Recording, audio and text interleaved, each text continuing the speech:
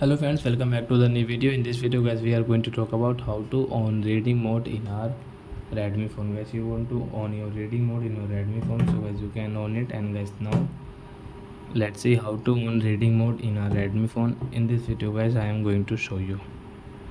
So before starting video friends, I want to tell you, if you're in my channel and you are watching my video first time, so first of all go and subscribe my channel, click the bell icon and like my video.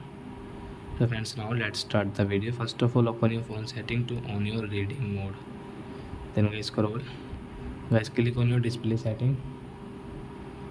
And guys scroll. Then guys you can see your reading mode. So guys tap here, and reading mode will on in your Redmi phone. After guys you can see screen color will change, and guys you can adjust your reading mode from here guys. So I hope friends you have understood how to on reading mode. And guys you can see this notification, this reading mode makes the colors of your display warmer, allowing your eyes to relax. So I hope friends you have understood how to on reading mode in our Redmi phone. So that's it guys, thanks for watching. Now we will meet on next video with new topic.